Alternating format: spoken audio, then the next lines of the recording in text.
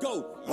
I done seen a popo gun a man down, get bail, come home to 100 grand. Some all-hearted soul in the motherland. Pray Uncle Sam get choked, no recovering. Cherry and they got him running like he's son again. 10,000 on my right, stretched out like rubber bands. I do not understand why we keep playing this game while they underhand. Give a damn about you, what the Lord say. New time, about to hit him with the cold case. How could you demand outside when he chose me? I'ma run it on tax for the whole thing. Give a damn about you, what the Lord say. New time, about to hit him with the cold case. How could you demand outside when he chose me? I'ma run it on tax for the whole thing. I can see the telltale sign that you don't come in peace. Always plotting on the sons of the priest. No matter how you hide and connive, you'll be laden with lies. You're nothing more than a red beast. Minding the time you're alive, cause your rulership is nothing but a lease. Check the timepiece, when the owner come back, he gon' be the centerpiece. He gon' gather up the chosen and take us to the east. If you wanna side with the devil, you a kunite. Tell your boy to gear up, cause it's about to be a good fight. He better tune up all the weapons that he's ever had in his lifetimes, cause he about to lose it all in one night. I done had enough of all the cooning and buffooning. They the reason why the nation don't be moving up as fast as it could be. I love it when the whole world overlooks me, cause that's one last chance it could've took me. I done seen a popo gun a man down, get bail, come home to 100 grand. Some all-hearted soul in the motherland. Pray Uncle Sam get choked, no recovering. Cherry and they got him running like he's son again. 10,000 on my right, stretched out like rubber bands. I do not understand why we keep playing this game while they underhand. Give a damn about you, what the Lord say. New time, about to hit him with the cold case. How could you demand outside when he chose me? I'ma run it on tax for the whole thing. Give a damn about you, what the Lord say. New time, about to hit him with the cold case. How could you demand outside when he chose me? I'ma run it on tax for the whole thing.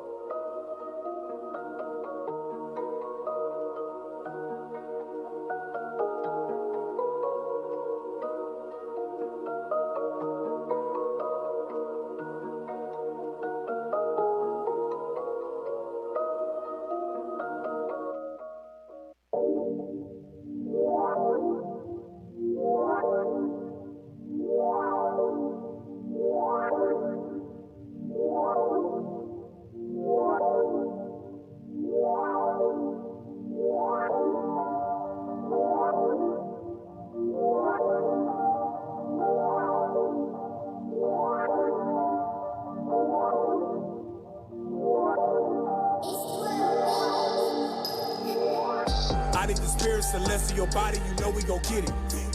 And we in the streets to gather the sheep, you can say that we fishing. But God got intentions, and he got a mission to destroy all the minions. And the son of perdition, hunters, get them, runners, sprinting. The anger of Christ we quenching. If you roll the dice, you finish. Hunters, get them, runners, sprinting. The anger of Christ we quenching. Evolve to hunters from bishops. Big brute talk that Jew way. For the reward of this truth is the new way. Pray for the Sabbath, then wait for the Sabbath. Been thinking about it since Tuesday. This is a movie, I don't mean a Blu-ray. Yo, 100 they souls in 4K. See it up close, swimmer than ghosts. Keep it 100 like Touche. I'm talking about expansion. Look in the book, it's mansions. Flex on a hater like Samson's. God give it easier for ransom. Whips on their back get damaged. Yo, Psalm 149 been jamming. Yo, set a block on fire. To the chariots in the sky, my people been dying to vote. Your pastor been selling you hope. Your job been selling you dreams. Esau been selling you dope. In the form of a pope. But this right here for the freedom. This right here ain't for Edom. A Moab or Ammon, this here for the family. yeah, and we want it all. See Babylon fall. To rule over dogs. See all of them crawl. And acknowledge we the chosen, angelic like Moses. When he appeared with the Torah, sport a book like Dora, mountaintop like Oregon. I need the spirit, so let's see your body, you know we gon' get it. And we in the streets to gather the sheep, you can say that we fishing. But God got intentions, and he got a mission to destroy all the millions. And son of perdition.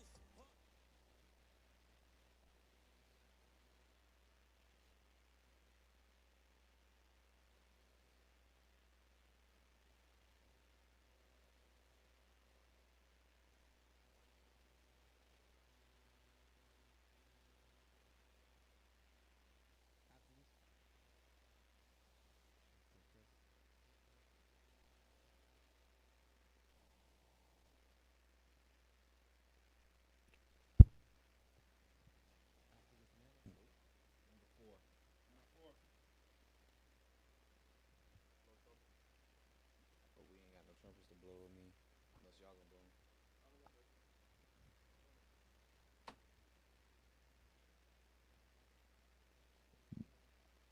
After this manner, therefore, pray ye, Our Father which art in heaven, hallowed be thy name. Thy kingdom come, thy will be done, in earth as it is in heaven. Give us this day our daily bread, and forgive us our debts as we forgive our debtors. And lead us not into temptation, but deliver us from evil. For thine is the kingdom and the power and the glory forever. Amen. Father God, thank you for sending your son to die for us.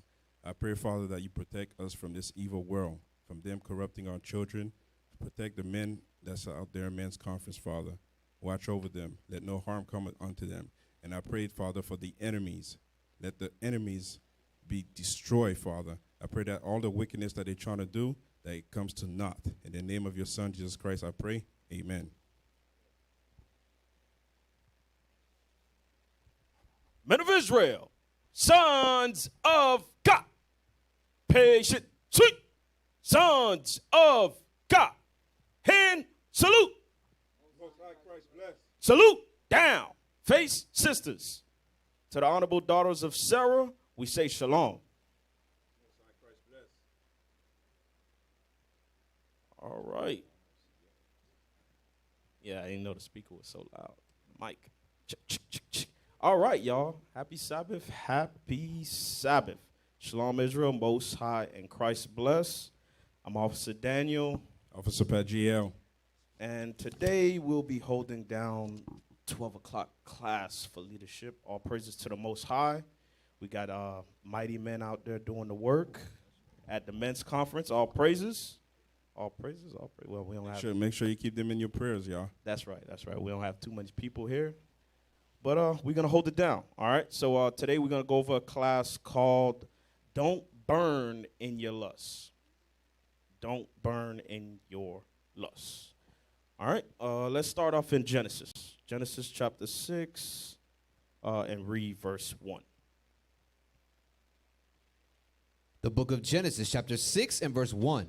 And it came to pass, when men began to multiply on the face of the earth, and daughters were born unto them, that the sons of God saw the daughters of men, that they were fair. So, in the beginning, before Israel gained their nationality, before God gave that nationality to our forefather Jacob, they were distinguished as in the sons of God and then the sons or daughters of men, right? Go to Exodus, read Exodus chapter 4, verse 22. The book of Exodus, chapter 4 and verse 22. And thou shalt say unto Pharaoh, thus saith the Lord, Israel is my son. Is my what? Israel is my son. Israel is the sons of God. Right, read. Even my firstborn. Even my firstborn. Go back to Genesis. So before we've gained our nationality through time, before God gave it to Jacob, and we've gained it, we were distinguished by the sons of God and the sons of men. Those were the descendants of Adam. Read on. And they took them wives of all which they chose. And the Lord said, My spirit shall not always strive with man, for that he also is flesh. Come on. Yet his days shall be 120 years. Okay, so God shortened the lifespan of man.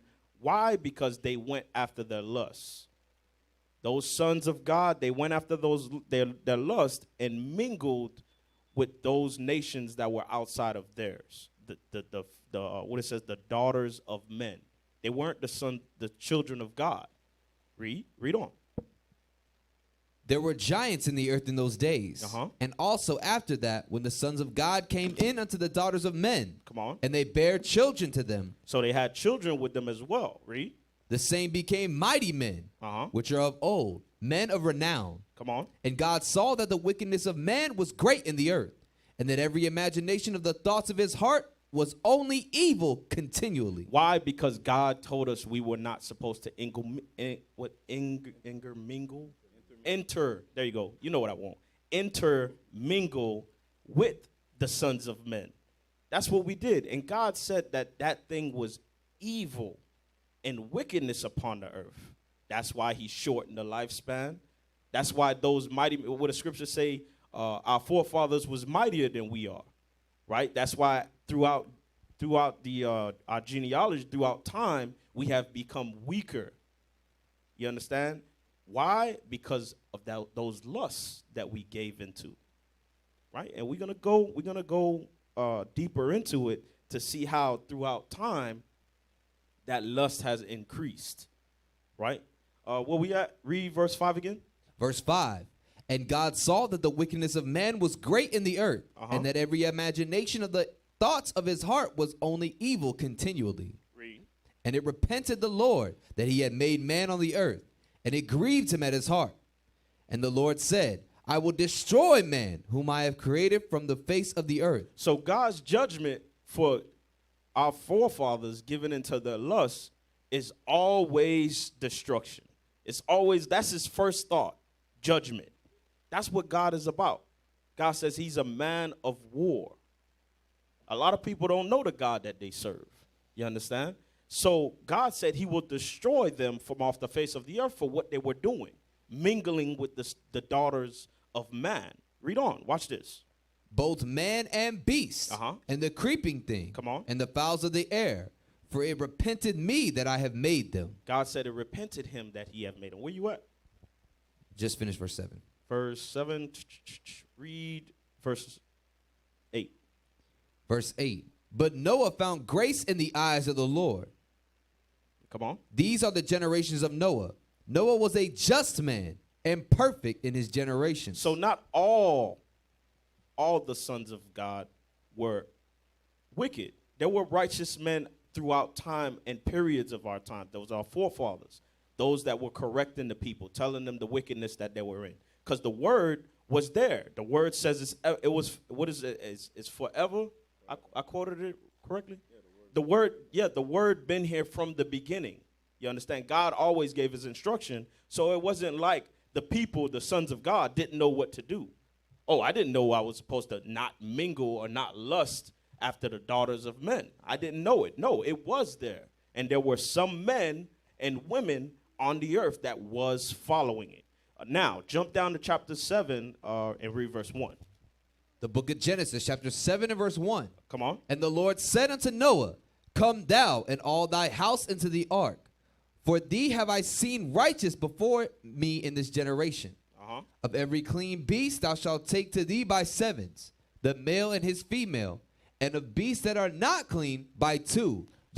So knowing that this destruction, what God already had set in his mind to set in his heart to do, set in his mind to do, was it repented him that he made this evil thing that was upon the earth.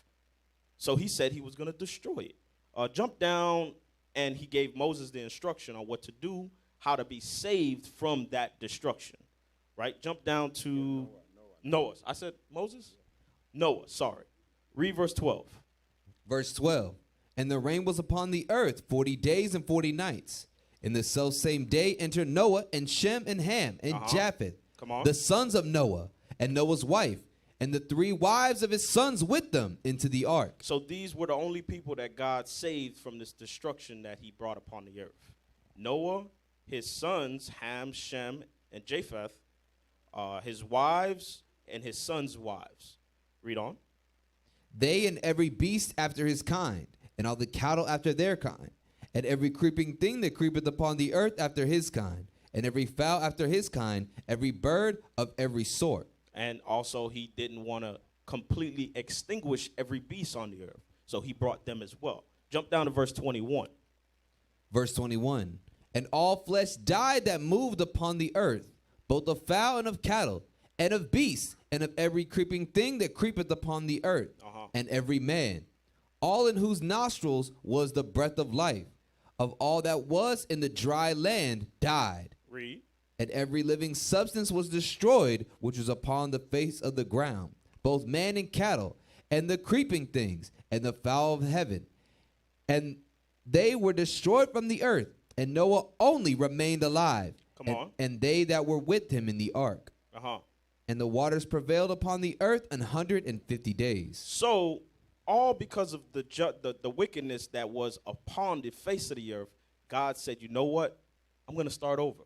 I'm going to start over with you, Noah, your sons, and their wives. Why? Because all this abomination that was in the earth. Got the sons of God mixing with the daughters of men. They're having children. You understand? Committing all of these fornications, these untestable acts. Right? Go to 2nd Ezra. 2nd Ezra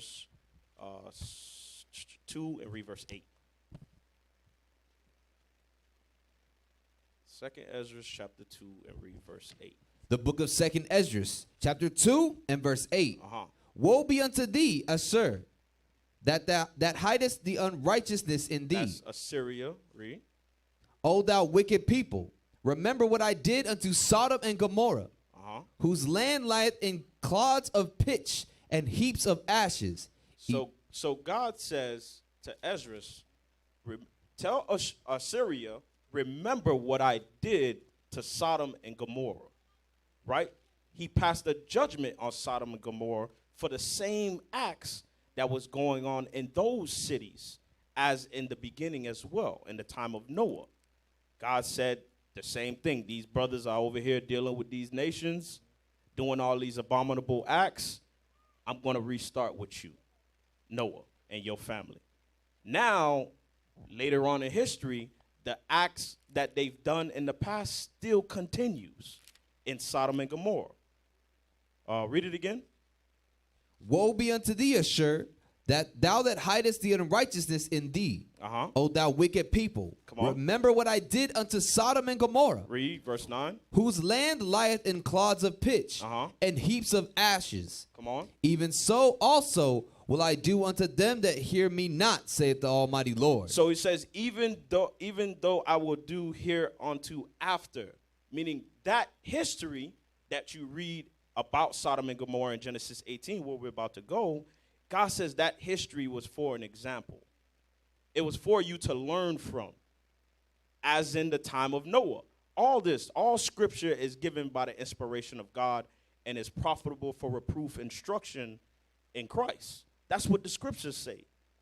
So those things, that history, God says those things that it was put there for us to learn from. And we're going to learn today about the acts of our fathers and what they have done, and then the judgments that came behind the actions. And you're going to see it come to play in modern day term today as well, where they're trying to follow suit and get us back into that same, rotations, running into that same wall, hitting that same routine, right? Watch this. Go to Genesis 18. Genesis 18. We read about why God destroyed the earth the first time with water, the population on the earth, and only saved Noah and his family. Now we're going to read about Sodom and Gomorrah. See the similarities in it. Genesis 18, read verse 20. The book of Genesis, chapter 18 and verse 20. And the Lord said, because the cry of Sodom and Gomorrah is great, and because their sin is very grievous, I will go down now and see whether they have done altogether according to the cry of it, which is come unto me. And if not, I will know. So God says he's going to find out if the report that he was getting from Sodom and Gomorrah is correct. Read on. And the men turned their faces from thence and went towards Sodom. But Abraham stood yet before the Lord. And Abraham drew near and said, wilt thou also destroy the righteous with the wicked? Peradventure there be 50 righteous within the city. Wilt thou also destroy and not spare the place for Why? Because Abraham knew that Lot stayed in Sodom and Gomorrah, or next to Sodom and Gomorrah by the borders, right? So Abraham said he started to begin to conversate with the Lord, because Abraham was God's friend. He could do that. And he said, Lord, will you destroy all the cities of Sodom and Gomorrah because of the wicked, even though that there may be some righteous in those cities? Read on. For the 50 righteous that are therein, that be far from thee to do this after this manner, to slay the righteous with the wicked. Come on. And that the righteous should be as the wicked, that be far from thee. Shall not the judge of all the earth do right? And the Lord said, if I find in Sodom 50 righteous within the city, then I will spare all the place for their sakes. So God says, no, I'm not gonna. I wouldn't do that. I'll do it for your sake. If you can find 50 righteous in the city of Sodom and Gomorrah, I'll spare it. I'll spare it. And that conversation with Abraham took the Lord all the way down to 10. He said, Lord, what about 10? First he said, what about, he said 50. Okay, what about 40? What about 30? Right? What about 20? What about 10? And the Lord said, for 10, I'll do it for your sake. Read verse 31, because we're not going to read the whole thing, but Verse 31. I want to get to the point. And he said, Behold, now I have taken upon me to speak unto the Lord. Peradventure there shall be 20 found there. Uh-huh. And he said, I will not destroy it for 20's sake. Come on. And he said, Oh, let not the Lord be angry, and I will speak yet but this once. Uh-huh. Peradventure 10 shall be found there. He said, let not the Lord be angry, because he constantly keep coming back. All right, Lord. All right, maybe not 50. I don't think I can find 50. But what about 20? What about 10? Don't be angry. Come on. And he said, I will not destroy it for 10's sake. Uh-huh. And the Lord went his way as soon as he had left communing with Abraham, and Abraham returned unto his place. So go to Genesis 19. 19, read verse 4. The book of Genesis, chapter 19, and verse 4. But before they laid down, the men of the city, even the men of Sodom, compassed the house round, both old and young, all the people from every quarter. And they called unto Lot, and said unto him, Where are the men which came into thee this night? So there were two angels that came to visit Lot. And they came in by night, right? So, but the men of Sodom and Gomorrah, they saw them. They saw them enter the city. And now they came to Lot's house, where they were communing with, the angels was communing with Lot. They came to his house to sort out those men. Watch this, read on. Bring them out unto us, that we may know them. They said, Lot, bring these men that came into the city last night. Bring them out so we may know them. That's not get to know them like, hey, proving a friend. No. That's get to know them like we want to sleep with those men. Read it again.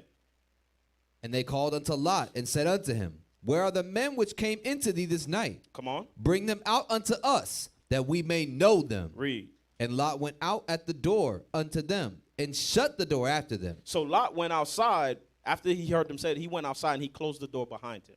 Read on. And said, I pray you, brethren, do not so wickedly. Behold, now I have 2 daughters which have not known man. So he said, I have 2 daughters that know. Don't do this thing that you are thinking about. Because they wanted to rape these men, force themselves on these men. Allah said, don't do this thing. If you want, I would prefer you to sleep with women instead of trying to rape men. That's what he was saying. Read on. Let me, I pray you, bring them out unto you, and do ye to them as is good in your eyes. Come on. Only unto these men do nothing. Read. For therefore came they under the shadow of my roof. And they said, Stand back. And they said again, This one fellow came into sojourn, and he will needs be a judge. Now we will deal worse with thee than with them. He says, listen, Lot, if you don't get out the way, we're going to do worse to you that we was thinking about doing to these men. They wanted to force themselves on these men, rape these men. Told Lot, boy, if you don't get out the way, we're going to do worse to you than we was thinking about doing to them. Read on. And they pressed sore upon the man. And they pressed on him. Meaning they tried to move him out the way. They was about to trample Lot just to get into this house for these men. Please check your battery. Read. Even Lot, and came near to break the door. They pushed so hard that they almost broke down the door. You know, that's like when you see those what do you call it? Them zombie films. And you see how like slow and how unpowerful those zombies are, but somehow they always manage. When you get a couple of them like bundled up to a door, they can break the door down. That was like that. That's what I imagine when I read it. That's the only thing I could think of. Right? Read on. But the men put forth their hand and pulled Lot into the house to them. So the angels They opened the door after they heard Lot like tussling and fussing with these men, and they're pressing on him, pushing him out the door. They opened the door and pulled Lot in and closed the door behind him. Read. And shut to the door. Uh-huh. And they smote the men that were at the door of the house with blindness, both small and great, so that they wearied themselves to find the door. It says, so after they did that, after they took Lot and pulled them inside, they smote these men with blindness. The great meaning the older men and the younger men, all of them, they made blind. But yet, even though in their blindness, they never stopped pursuing these angels to rape them. That was the spirit that was in Sodom and Gomorrah. That was the spirit that God said it was so much evil once I got the report from that city that I had to destroy it. And that spirit is still here today. It is. Read 11 again.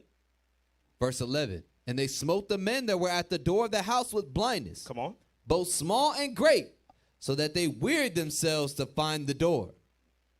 And the men said unto Lot, hast thou here any besides, son-in-law, and thy sons and thy daughters? Mm-hmm. And whatsoever thou hast in the city, bring them out of this place. So, same thing as when God spoke to Noah.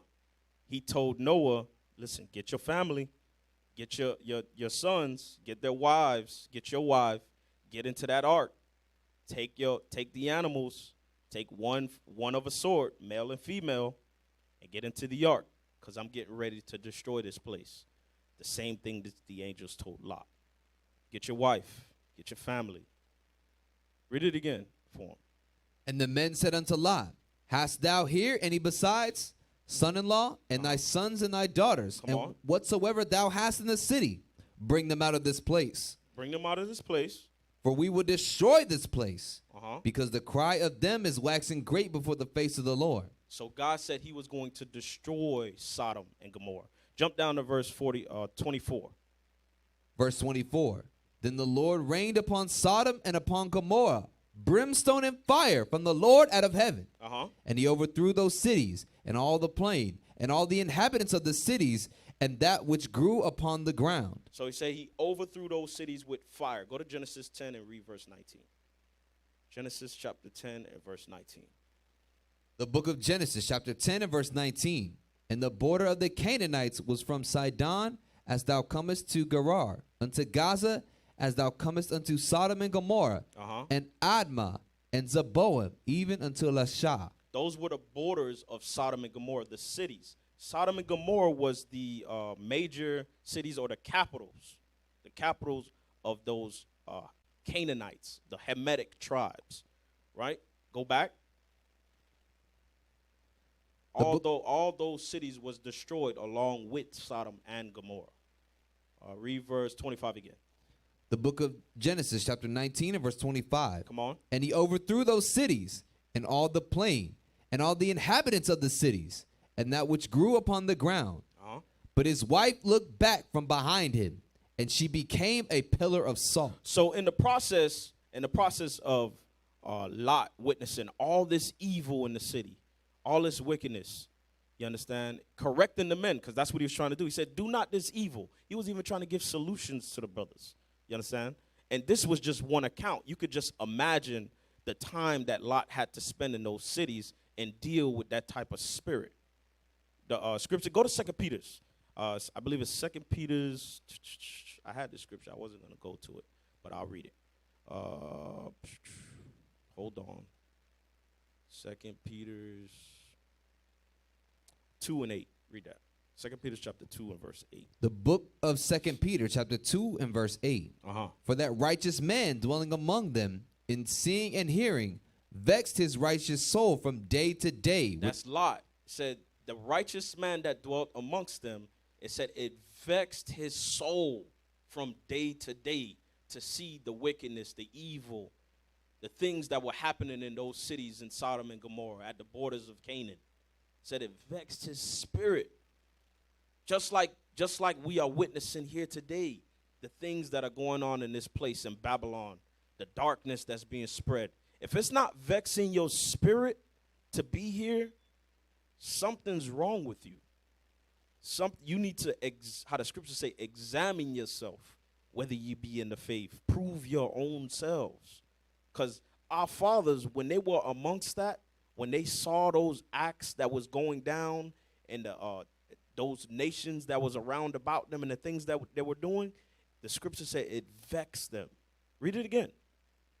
For that righteous man dwelling among them, in seeing and hearing, vexed his righteous soul from day to day with their unlawful deeds. With their unlawful deeds. Same as in the time of Noah. Same as our father Lot. It vexed him. You had something? Go ahead, officer. Let me get Psalms chapter 45, verse 7. Because the officer made a good examine yourself, all right? Read that. The book of Psalms, chapter 45 and verse 7. Thou lovest righteousness. It's talking about the Most High. Read. And hatest wickedness. That's what God said. God says he hates wickedness. So read on. Therefore God, thy God, hath anointed thee with the oil of gladness above thy fellows. So you got to have the same mindset as God. The same way Lot was vexed with the wickedness, God is vexed with it too. So you got to examine yourself. Are you trying to be perfect like your Father in heaven is perfect? Right. All praises. All praises. Good point. It has to vex you. Because when we was reading in Genesis, some of the people that were saved out of Sodom and Gomorrah, their spirit wasn't vexed enough like Lot. They didn't have a problem with the way we live in society today. They didn't have a problem sitting there watching Atlanta Housewives. It was nothing to them. They didn't have a problem sitting there watching those Tyler Perry shows where you got man kissing man and children in all these obscene clothes. What's that I think it was a Netflix series, Cuties, with the children and the doggone spandex. Even these what do you call them? These crazy parades and stuff that the pedophile shows. Yeah, the pedophile shows, right. The parades that they have nowadays where they put these young girls in these spandex clothes and they call them cheerleaders. And they twist the poles and do all this crazy stuff. If that stuff don't vex you, you got to examine yourself. Go back to Genesis. You got to examine yourself. Because that's what Lot was going through. Read verse 19, chapter 19, read verse 26 again. The book of Genesis, chapter 19 and verse 26. But his wife looked back from behind him, and she became a pillar of salt. And she became a pillar of salt. Wisdom of Solomon 10 and read verse 7. Wisdom of Solomon, chapter 10, read verse 7. The book of Wisdom of Solomon, chapter 10 and verse 7.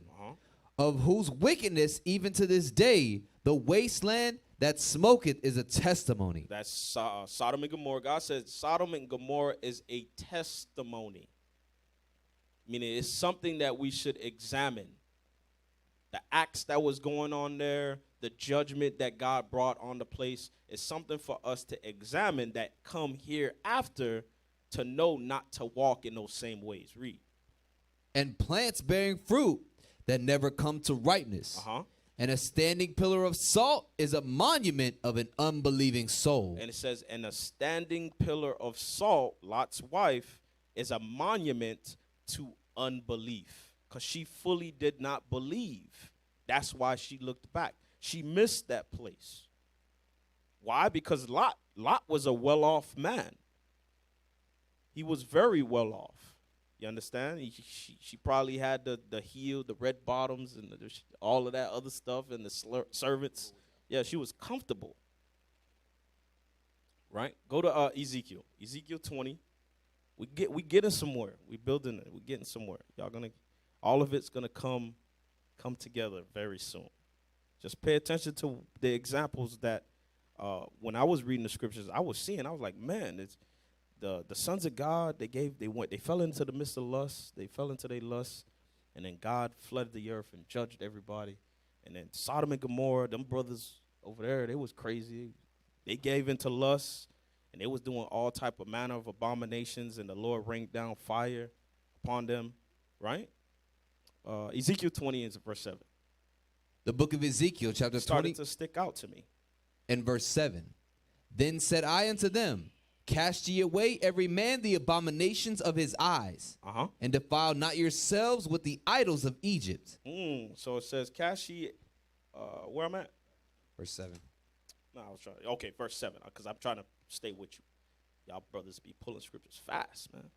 All right, cast ye away every man the abominations of his eyes, and defile not yourselves with the idols of Egypt. Right? Read on. I am the Lord your God. But they rebelled against me, and would not hearken unto me.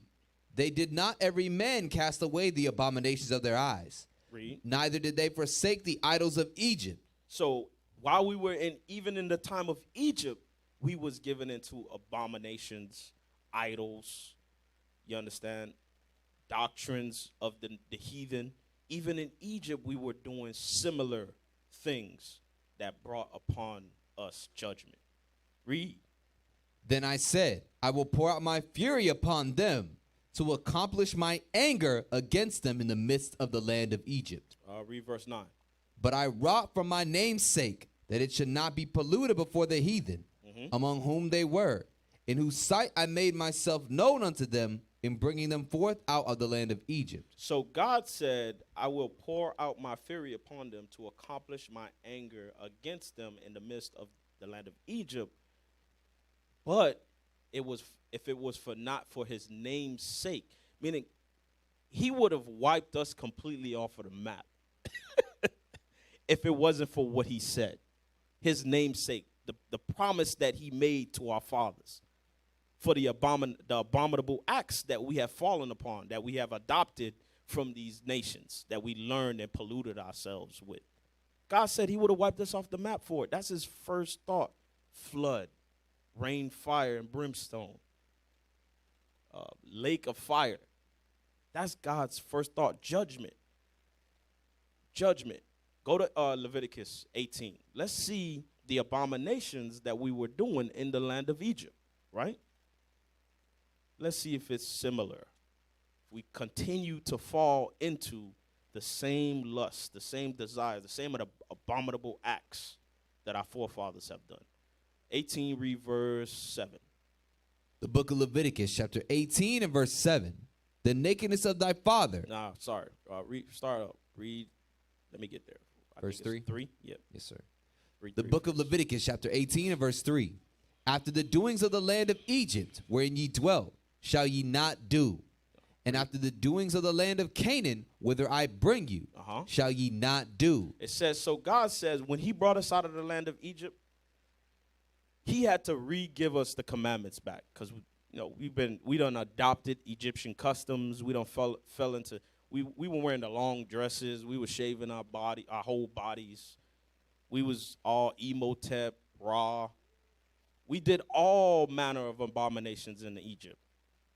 So God said, coming out of it, saving us from the Egyptian captivity by Moses, the hand of Moses, he said, don't fall into the ways of those Egyptians.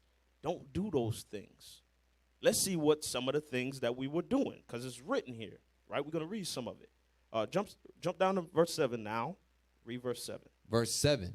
The nakedness of thy father or the nakedness of thy mother shalt thou not uncover. So in Egypt, we learned, what is that thing called? That's incest. Yeah, we learned incest in Egypt. We were given into our lusts in the Egyptian captivity under Egypt, and we were laying down with our parents, our fathers and our mother. You had mothers sleeping with their children. Those are some of the things that we picked up on. Read on. She is thy mother. Thou shalt not uncover her nakedness. Read. The nakedness of thy father's wife shalt thou not uncover. Adultery was sleeping with our step-parents. Read. It is thy father's nakedness. Come on. The nakedness of thy sister. Read. The daughter of thy father or the daughter of thy mother, whether she be born at home or born abroad, even their nakedness thou shalt not uncover. We was even sleeping with our our siblings. Got the brother sleeping with the sister, sister sleeping with the brother, cousins messing around. All those acts and those abominations, those lusts that we was given into, we learned and we performed in Egypt. Watch this. Read on. The nakedness of thy son's daughter, or of thy daughter's daughter, even their nakedness thou shalt not uncover. Come on. For theirs is thine own nakedness.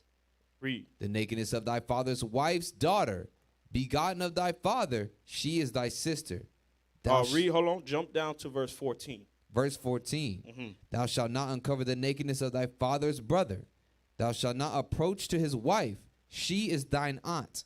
So even the aunties, the cousins, the spouses, the wives, the husbands, we did it all. There was no restriction on the abominable acts that Israel learned and performed and adopted from these heathens. We did all manner of work. That's why you got TV shows, reality shows like Jerry Springer now. You see it. Man, they done turned it into entertainment. And God said these abominable acts we shouldn't do. It's just all manner of whoredom going on in the houses where cousins are touching the little kids. The uncles are touching the little girls. You understand? And we don't, those topics, those discussions don't happen in the houses. Nobody say nothing. Everybody in the family know what's going on. They get together on family reunions, and everybody know Uncle J-Bo, I don't know, Uncle J, Uncle D, or what, Uncle whatever. It's mess around touching little CC. Everybody knows, but nobody says nothing. Nobody corrects nobody. And, let me get a script real quick. Go ahead. Go to 1 Corinthians chapter 5, because that stuff was common among our people whenever they were in captivity or, staying away from the commandments of God. That stuff was like a free will, do as thy will kind of mindset. Read that, verse 1. The book of 1 Corinthians, chapter 5 and verse 1. It is reported commonly that there is fornication among you. So this is Paul writing to the Corinthians, right? This is Roman captivity. Read. And such fornication as is not so much as named among the Gentiles, that one should have his father's wife. That's what was happening. That stuff was still happening during the Roman captivity with the Corinthians. Right. It happened, like I said, we learned it from the beginning, because remember, Scripture says when God planted us, he planted us a noble vine. These things was never given to us by God. These customs, those abominable acts, we didn't learn from our fathers. We've gained them through a process of slavery. We've gained it by having these nations rule over us. We gained it through watching these nations start to follow them. Israel, now are you a slave or a servant? What's it? It's Israel is a homeborn slave. Right, Israel became a homeborn slave. And we always take stuff to the extreme. We never keep it at low level. Everything that we do, we take it to the extreme. We about to get into it. About to see how extreme Jake takes it. Jump down. We're going to jump down to verse 18. Verse 18. Hold on. No, I want to read verse 17 first. The book of Leviticus, chapter 19 and verse 17. Come on. Thou shalt not uncover the nakedness of a woman and her daughter. So some brothers, you see it. You see it in all these reality shows. They even put it in movies and all this stuff because they teach it to you. They use their television to tell their vision to you. And now you got brothers dealing with these sisters, and then finding out their daughters 17, 18 years old look better than them, and now they're dealing with the daughter as well. God said, don't do that thing. It's wicked. Read. Neither shalt thou take her son's daughter, Come on, or her daughter's daughter, Read. to uncover her nakedness, for they are near kinswoman. It is wickedness. Read. It's wickedness. Read on. Neither shalt thou take a wife to her sister, to vex her, to uncover her nakedness. That's threesomes. God says you can't do it. You're not supposed to be laying down with a sister, a wife, or your wife and her sister. You're not supposed to do it. Read. Beside the other in her lifetime. Verse 19. Also, thou shalt not approach unto a woman to uncover her nakedness, as long as she is put apart for her uncleanness. Read. That's sleeping with a woman while she's on her menstrual. Get Leviticus 15 real quick. What, running the red light? Oh. Don't do it. Whatever it's called. Leave that red light alone. Leviticus 15:19. The book of Leviticus, chapter 15 and verse 19. Come on. And if a woman have an issue, and her issue in her flesh be blood, she shall be put apart 7 days. That's her menstrual. God says she's on her menstrual, you put her apart. You do not sexually deal with her for 7 days. Read on. And whosoever toucheth her shall be unclean unto the even. And everything that she lieth upon in her separation shall be unclean. That's for the sanctuary, right? Because when you get to the end of the chapter, it says that these are the laws for the sanctuary, for the cleansing of the sanctuary. Jump down. Hold on. I want something else out of there. Jump down to verse 25. Verse 25. And if a woman have an issue of her blood many days out of the time of her separation. So the time frame that she has that menstrual, if the blood comes back while you begin to count the day 1, day 2, day 3, day 4. If it comes back within those 7 days, read on. Or if it run beyond the time of her separation, all the days of the issue of her uncleanness shall be as the days of her separation. So you begin to count again. You understand? It starts over. So you count in day 1, day 2, day 3. It comes back. Okay, damn. From that day, you count again. Day 1, day 2, day 3, day 4. Y'all understand that? God says we are not supposed to deal with a woman while she is put apart. Go back. The book of Leviticus, chapter 18 and verse 19. Read verse 20. Verse 20. Moreover, thou shalt not lie carnally with thy neighbor's wife to defile thyself with her. Adultery. We're not supposed to commit adultery. Read on. And thou shalt not let any of thy seed pass through the fire to Molech. Neither shalt thou profane the name of thy God. That's abortion. People used to sacrifice their children to gods, pagan gods. God says you're not supposed to do it. The modern day way you do that now, where you sacrifice your children to a god, it's called the abortion clinic. Read verse 22. Verse 22. Thou shalt not lie with mankind as with womankind. It is abomination. That's that LGBTQ plus whatever it's called. God says you're not supposed to lay with mankind as with womankind. Don't treat a man as if that man is a woman. Read on. Neither shalt thou lie with any beast to defile thyself therewith. Bestiality. You can't do that either. Remember, we learned all of this in Egypt. All of it we learned in Egypt, because once we came out, God says, all right, I got to put these guidelines down, because I already seen what y'all was doing in Egypt. Don't do that. Don't sleep with your dog. Don't sleep with your goat. Don't sleep with your wife while she's on a menstrual. Don't sacrifice your kids. He had to lay all the guidelines down. Jump down to verse 27. Verse 27. For all these abominations have the men of the land done, which were before you. You see, God says, for all these abominations, meaning everything that we've ran through, the sleeping with your father, the sleeping with your uncle, the sleeping with your aunt, the sleeping with your sister, the messing with your kids, pedophilia, you understand? The aborting your children, the sleeping with your wife while she's on a menstrual. God says all these abominable acts have men of the land done, which were before you, which we have read some of. Sodom and Gomorrah, during the time of Noah, the sons of God laying down with the daughters of men. You understand? All these abominations have all men done. Read it again. For all these abominations have the men of the land done, which were before you. Come on. And the land is defiled. And it's what? And the land is defiled. And it says, and the land is defiled. Hold that. The land is defiled. Jump to 19, read verse 29. The book of Leviticus, chapter 19 and verse 29. Do not prostitute thy daughter to cause her to be a whore. Come on. Lest the land fall to whoredom. Let's the what? Lest the land fall to whoredom. Read. And the land become full of wickedness. That's the nations know this.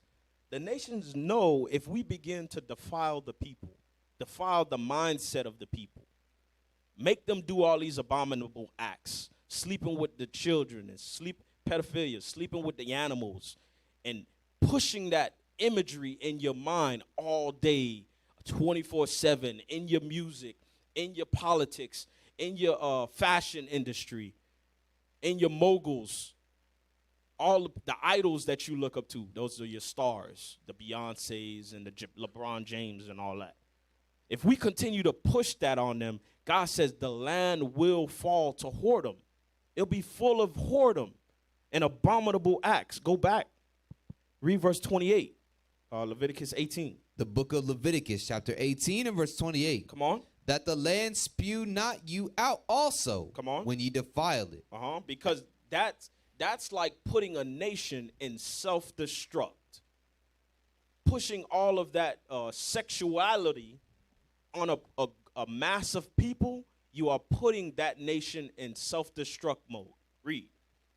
As it spewed out the nations that were before you. Come on. As it spewed out the nations that were before you. Because watch, we're going to get into it. A lot of these nations followed that same path where everything started to splurge the money. They started to ball out. They started to increase sexuality and push it on the people. A lot of these kingdoms have followed that same path, like Sodom and Gomorrah, like during the time of Noah, like the Assyrians. God told Syria, what he said, beware, remember what I did to Sodom and Gomorrah, watch what you're doing. All of that is the beginning of how Deacon Ithon brought out in one of his classes a while ago, going into the age of decadence. Those are the steps, the beginning steps for a nation or the land to fall to whoredom, to start to decay. Read. For whosoever shall commit any of these abominations, even the souls that commit them shall be cut off from among their people. Come on. Therefore shall ye keep mine ordinance, that ye commit not any one of these abominable customs, Read. which were committed before you, and that ye defile not yourselves therein. I am the Lord your God. So God says we are not to do those things, because we're gonna get what those things accomplish. Go to Exodus 32, and read verse 2. Exodus chapter 32, and read verse 2. The book of Exodus, chapter 32 and verse 2. And Aaron said unto them, break off the golden earrings which are in the ears of your wives. So this is going into after coming out of Egypt, still following those customs of the Egyptians. This was custom that we picked up as well. Go ahead. Of your sons and of your daughters, and bring them unto me. And all the people brake off the golden earrings which were in their ears, and brought them unto Aaron. And he received them at their hand, and fashioned it with the graving tool. After that he had made it a molten calf. So we made a god. That's what Aaron did. Read. When Moses left, Moses went up into Mount Sinai to speak to the Lord, to get instruction from the Lord. Aaron and the congregation was waiting on for him to come back. They said, damn, brother, take it too long. So what they did, they came up in their vain thought, say, you know what, let's create a god and say that this is the God that brought us out of Egypt. Read. And they said, these be thy gods, O Israel, which brought thee up out of the land of Egypt. Read. And when Aaron saw it, he built an altar before it. And Aaron made proclamation and said, tomorrow is a feast to the Lord. And so after he made this god, they declared a feast, a party. Israel know how we get down on the new moons. Party, right? On the feast days, on the Sabbaths. Read. Watch this. Read on. And they rose up early on the morrow and offered burnt offerings and brought peace offerings. And the people all sacrificed to this God that they created. Read. And the people sat down to eat and to drink and rose up to play. It says, and they sat down to eat, drink, and rose up to play. What do you think they were playing? They were playing the same thing that we was reading in Leviticus 18. They were doing all those pleasures that they've learned in Egypt to themselves. Go to 1 Corinthians chapter 10, read verse 7. 1 Corinthians chapter 10 and read verse 7. Came up to play. The book of 1 Corinthians, chapter 10 and verse 7. Neither be ye idolaters, as were some of them. As it is written, the people sat down. Hold on. It says, neither be ye idolaters. That's what Aaron said. Don't be idolaters like our fathers was, to take golden earrings and create a calf and set it up and said, see, this is your God. They learned that in Egypt, where Egypt had all their other gods, the gods for every day of the month. God for the wind, God for the water, God for the river, God for the sun. Don't do that. Read it again. Neither be ye idolaters, as were some of them. As were some of our fathers. As it is written, the people sat down to eat and drink, and rose up to play. Rose up to play, read. Neither let us commit fornication. That's going into the playing that they were doing. It says, neither let us commit fornication, read. As some of them committed. As some of our fathers committed, read. And fell in one day 23,000. That was judged in the wilderness, read. Neither let us tempt Christ. Read. As some of them also tempted and were destroyed of serpents. Read. Neither. That was what you read in, it says in Numbers 21, right. Numbers 21, about the fiery serpents. Read on. Neither murmur ye, as some of them also murmured. Come on. And were destroyed of the destroyer. Now all these things happen unto them for examples. That destroyer was Christ. Read on. Read it again, verse 11. Verse 11. Now all these things happen unto them for examples. Now it says, now all these things, you say, as it is written. No, what it says in Romans 15? No, I wanted the one in Romans 15.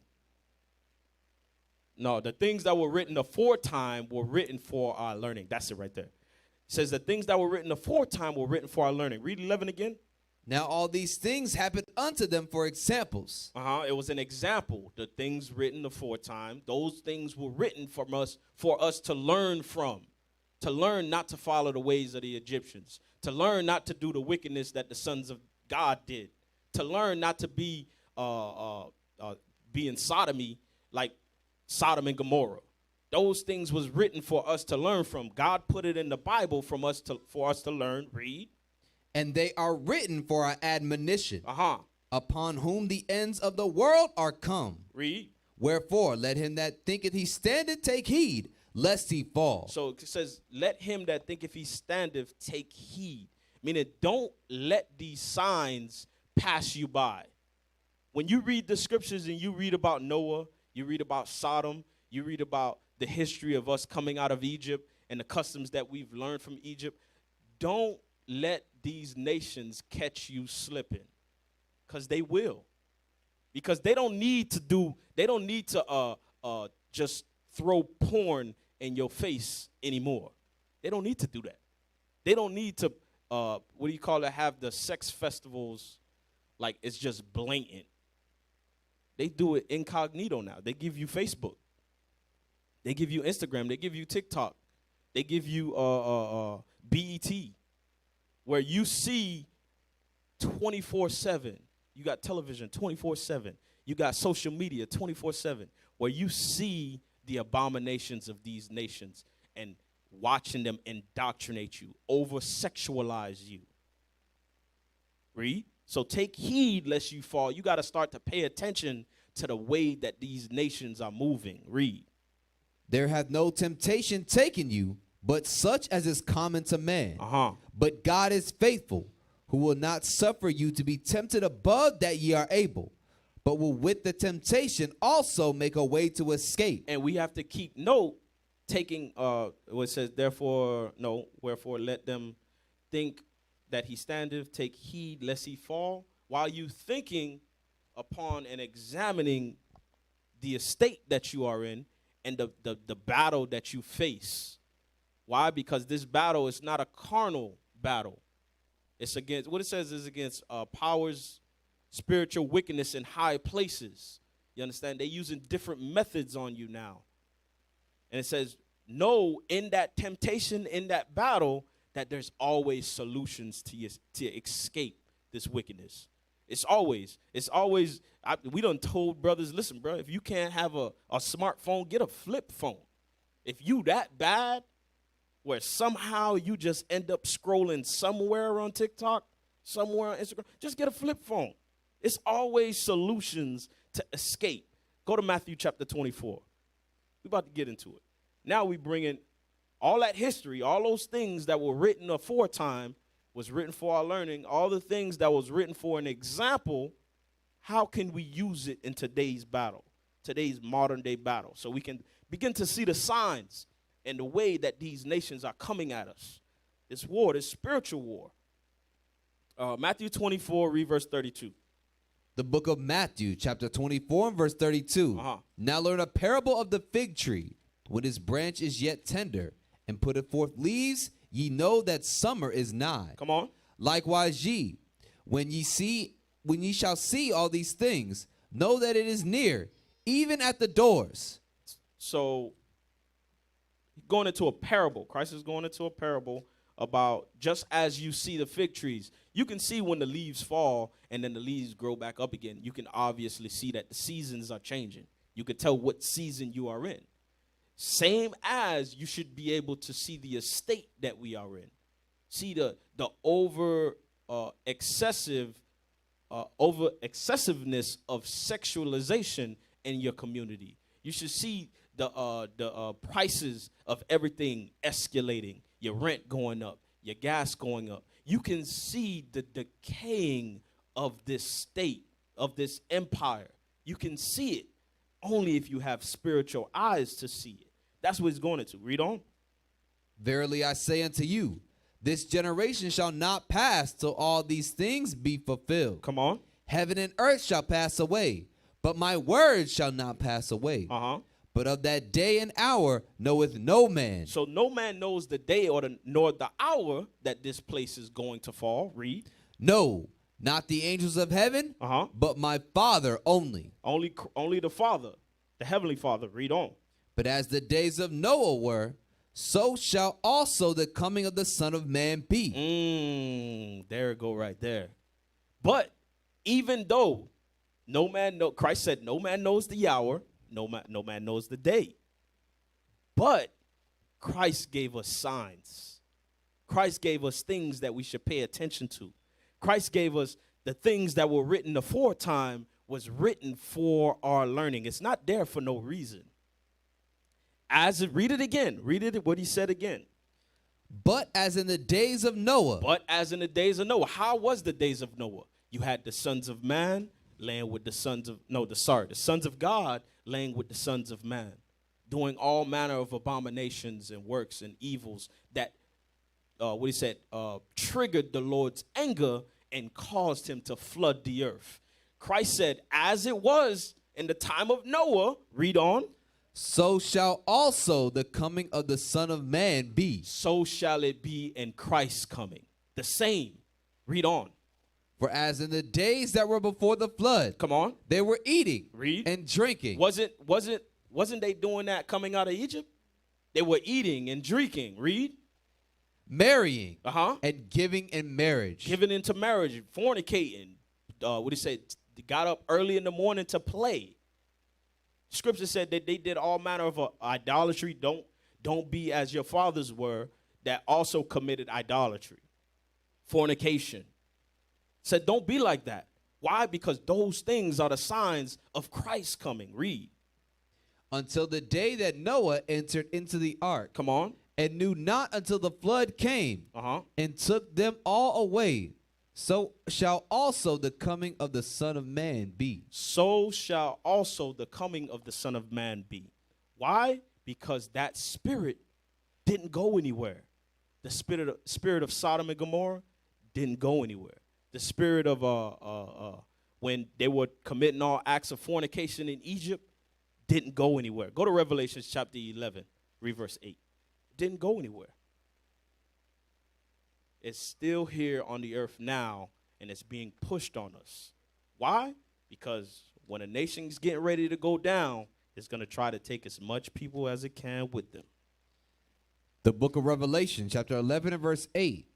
And their dead bodies shall lie in the street of the great city, which spiritually is called Sodom and Egypt. This place is spiritually, this is where our dead bodies have been laid. And now, like in Ezekiel 35, God gave the breath back to us, and now we begin to stand upon our feet. This place is spiritually called Sodom and Egypt. Sodom, why? Because of the agenda that it pushes. Pushes that same agenda that we have read about. Pushes that same wickedness that we have learned throughout that process of time. And still indoctrinating us. And Egypt, because this is the place where we are, the bulk of our slavery. The majority of the tribes, the 12 tribes of Israel. Read it again. And their dead bodies shall lie in the street of the great city, which spiritually is called Sodom and Egypt. Which is spiritually Sodom and Egypt. Go back to Matthew real quick. There's something else I wanted in there. Matthew 24, and then we're going to pull up that first video. The first video, the Age of Decadence. Where was I? In Matthew? Last verse was verse 39. 31? 39. 39, let me look at it. Hold on one moment. 39.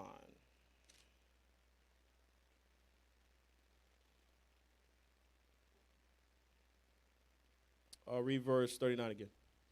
The book of Matthew, chapter 24, and verse 39. And knew not until the flood came. Knew not until the flood came. Jump to 44. Verse 44.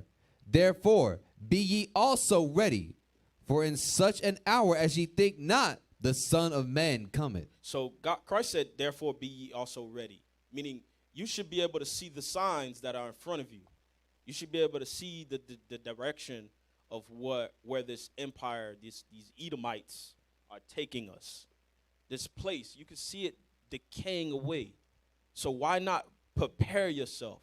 Get yourself ready for the battle. You have something to say, officer? Yeah, if you can't see the signs, it's because you're distracted. You're distracted by social media. You're distracted by all that stuff that they push out there to make sure that you never see the signs. You in the spirit, officer. You are in the spirit. Hey, give me the video. Play the video. Watch this. Play the video. Hold on. Deacon, like I said, every time because what inspired this class was something that we experienced congregationally back in Miami. So I gained the title from there. But I set the title aside and, just went on. I even taught another class before this one. But as of recently, usually in my house, we tend to have family fun days or spend time with the family. Sit down, watch a movie, stuff like that. And I was telling you earlier, now today, you can't sit down, because you'll go on your movie streaming program or whatever you may use, whether it be Netflix, Hulu or whatever, Amazon, Prime, and you'll go and click out family section. Family section. It categorizes it as family. So you would pick out that selection so you won't get those MTV rated or rated R, the mature stuff. And even with picking that family section and sitting there watching a movie, I'm sitting there watching a movie, and it's a kid's movie, and you got these, it was Minions. You got these little creature things, but they're described as boys or the male figure. You got these little things, throughout the movie. Their pants are falling down so you can see their rear end. This is a kid's movie, y'all. The pants are falling down so you can see the rear end. They're dressing up as women. They're putting them dresses on, putting wigs on, and all this. And this is in a kid's movie. So it's only now in today's society where you have to vet these movies before you sit down and actually watch it with your family. You can't just put it on anymore. It ain't like the old days when you used to watch Lion King. You know what I'm saying? You could trust in Lion King. You put Lion King on and you just press play. Ain't no craziness in there. But these new modern day cartoons, movies, especially Disney, Disney sold their soul. They deal with the devil directly, but you can't watch it. And basically, while I was in the spirit thinking upon that, I sat back and watched Deacon's class again. Deacon brought out a heavy point in this class. I got this video from the class. It was called Modern Day Sodom and Gomorrah. And this video he brought out, The Age of Decadence. Play that real quick. Of their chefs. And we felt great, and we don't feel it anymore. So everyone is out searching for it. Well, maybe it's in the best food, or the best clothes, or the best music, or the best movies, or a reality TV show, or another magazine. But you can never get enough of what you don't need. People during this stage begin to become obsessed with art, luxuries and sex. They lose their spirituality and have to find meaning and purpose in frivolous materialism. The Roman mob we have seen demanded free meals and public games. Gladiatorial shows, chariot races and athletic events were their passion. We see this today. So many people are easily distracted by the Olympics or football games. They don't seem to care about what's going on around. That's what the officer was bringing out. As this place decays away, when you got all these world events happening, China is sending armies to Russia. You got Iraq. I don't know. I said it right. Iraq, whatever. Iraq is warring with Russia, and all this madness happening between these nations where gas prices are getting jacked up, weapons are being sold. Ukraine. What they do is they give you all of this stuff for distraction, to take your mind away from the actual problems that's happening in the world. They don't want you to realize that they are losing until the last second. That's what these sports is and these medias and these shows are for. Right. You know, one thing that the guy said, he said sexuality would increase. If you notice that now they push more for our sisters to just not only walk around with the spandex, the leggings on, but also the top part also got to be like a sport bra. Like our sisters are going out with lingeries on and like actually going to prom with lingeries on, thinking that that's fashion, that they're wearing clothes. And what does that do? That makes the men chase them, and the men will do everything that in their power to make sure that they get that punani. Damn. Play on. It's more. Remember, we only going to 16, 20, 27. Most Romans at the time were completely ignorant of the fact that the Roman Empire was collapsing down around them. All they cared about were their games and their welfare. The habits of members of the community have been corrupted by the enjoyment of too much money and too much power for too long a period. A community of selfish and idle people declines, internal quarrels develop in the division of its dwindling wealth, and pessimism follows, which some of them endeavour to drown in sensuality or frivolity. In some cases, corrupt politicians can even take advantage of the apathy of the people in this way, to use these events to specifically distract the people. The people of Rome were constantly being distracted by the gladiatorial events, and the politicians knew that they did this. Whenever there was unrest among the people, they had a huge event going on, and they created a new event with lots and lots of gladiators, and every day we're doing that. That is a common trait of declining empires. And so today in the United States, for example, you find a tremendous emphasis on all kinds of television programs that distract people from what's really going on. Sports is a big part of that, as it was in gladiator times. In essence, we've been lulled into a lethargy, and we've accepted it. Think of what a coincidence it was that the UK government scheduled the EU referendum during the 2016 Euro Cup. So that was clearly an attempt to manipulate. A lot of the talk about like the higher Edomites, like the Rothschilds and the Rockefellers. A lot of them understand this, man. They know exactly what's going on. They paying attention. They not like us. Talk about not repentant Israelites, unrepentant Israelites. You know, Jake out there. They not like us where we get lost in the sauce. They pay attention. Finish that. Get the people into feeling some sense of Europhilic pride. Arab historians like Ibn Basan commented on how some people felt about the Arab Empire during the 10th century. They deeply deplored the degeneracy of the times in which they lived, emphasizing particularly the indifference to religion, the increase in materialism, and the laxity of sexual morals. They lamented also the corruption of the officials of the government and the fact that the politicians always seemed to amass large fortunes while they were in office. Hold that right there. So Sir John, it says another sign is you see the corruption in the government. Like ain't Donald Trump just got raided by the FBI for all this type of paperwork? Corruption. This corruption, especially doing I think it was, I forgot the date, but the insurrection. Right, the insurrection, the capital insurrection. All these are signs of a nation being at a decadence, being at a decayance. They're decaying. All these are the signs. Finish it. Rewind it back like a couple seconds. Not too far back. Yeah, right there. Play. Europhilic pride. Arab historians like Ibn Basan commented on how some people felt about the Arab Empire during the 10th century. They deeply deplored the degeneracy of the times in which they lived, emphasizing particularly the indifference to religion, the increase in materialism, and the laxity of sexual morals. They lamented also the corruption of the officials of the government and the fact that the politicians always seemed to amass large fortunes while they were in office. Sir John notes the increasing influence of popular singers and artists of the time over young people, often creating highly sexual works of art, which often result in a decline of sexual morality. Yeah. They used to use obscene language and erotic themes, which in previous generations would have been completely unacceptable. During this period, most people tend towards hedonism and utopianism, believing that science will fix all the problems and that they don't need to worry themselves about the greater concerns of the world and their communities at large. They prefer to be entertained, not educated. And we're seeing this today. People tend towards TV, social media, the internet, celebrity gossip. They don't really care about the deep implications of geopolitics, the economy, things that are really important and that are going to become greater issues as time goes on. All right, so that's it. You can drop that.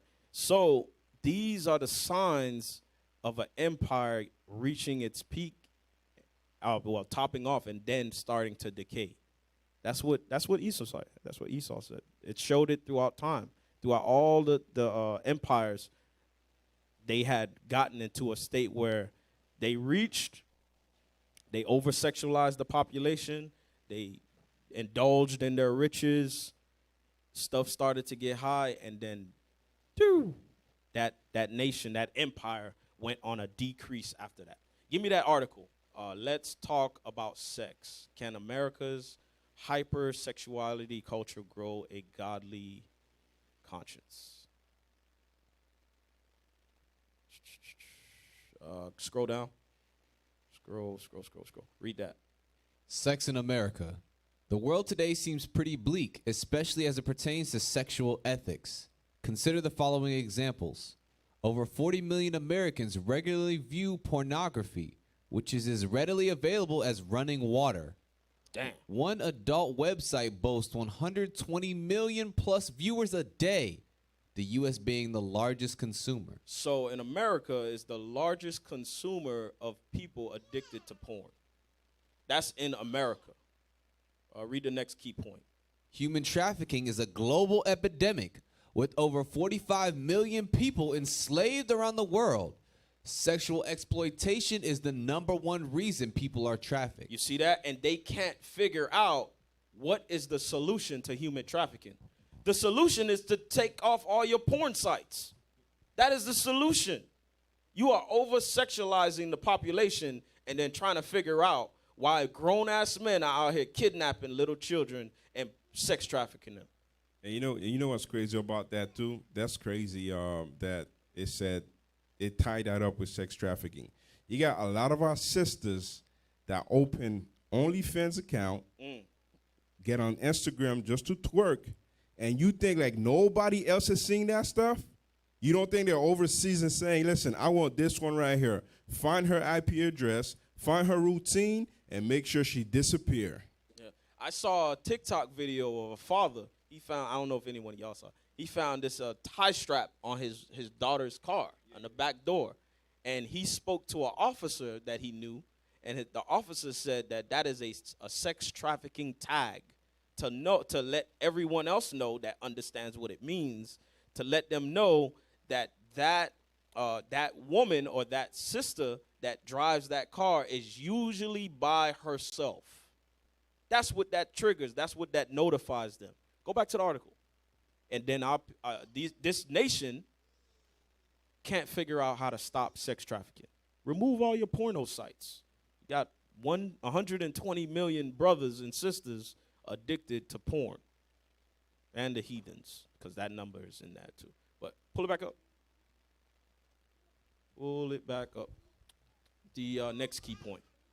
Premarital sex is the rule, not the exception.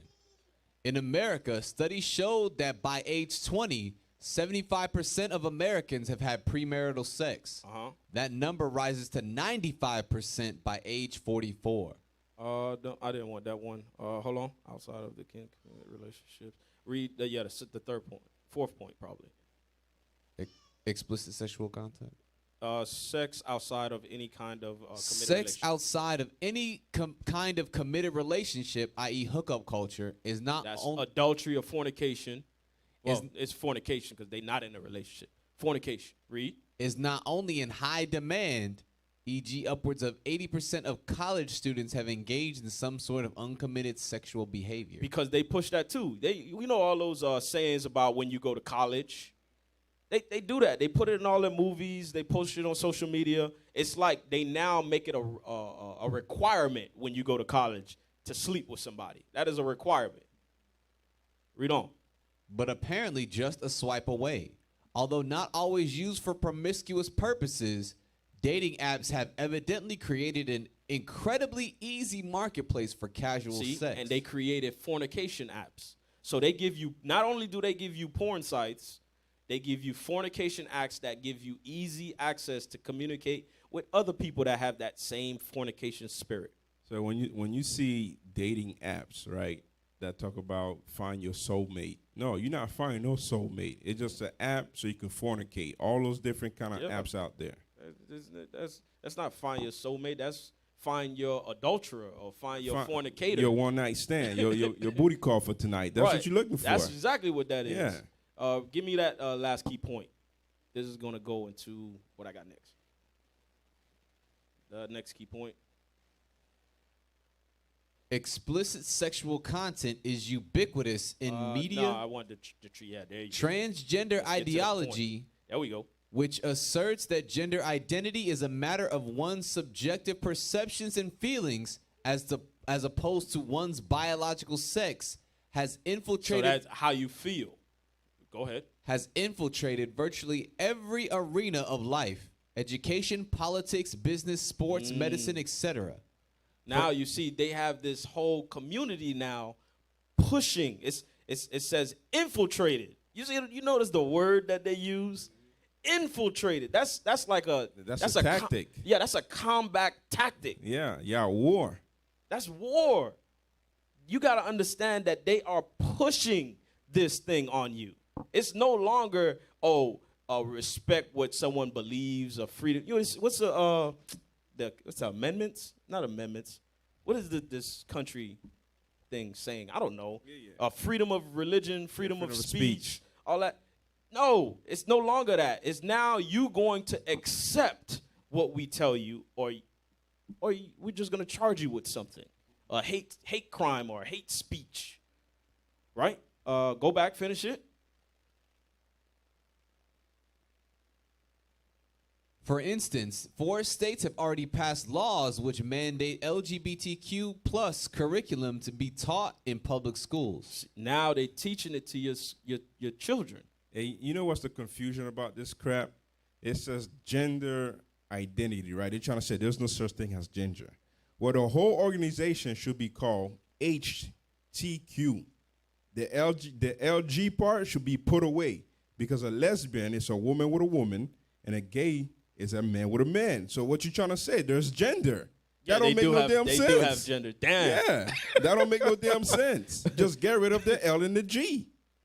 They whole philosophy don't make sense. That's the whole point. It's for them. I was watching. I think it was in the same class. Deacon Ithon. He brought it out. This interview. I can't remember the guy's name, but he asked. There was an Edomite asking another Edomite. He said, "Explain to me what is the a GBQ or whatever. You know, they came up with an extra long one.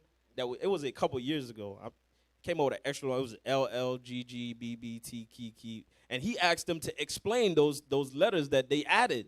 And he couldn't explain it. He didn't know what it was. He said, why? Why do I need to explain it? Why can't you just accept it? That's what he said. Why can't you just accept it? It don't matter if it don't make any sense. Just accept it. And now it says they are pushing this on your children. Going into that fornication, right? Teaching it to your children. Because some of y'all, it's not going to catch y'all. You know, y'all grown, y'all understand, y'all got wisdom. But let's catch the sponges of the earth, the young ones, the one that take in all this information. Let's catch them. Give me the next video, the light year. It's going into what I was telling y'all about when I was watching the memes. I had to turn that thing off. I didn't even finish it. I just turned it off. Minions. I turned that crap off. We done. The movie ends right here.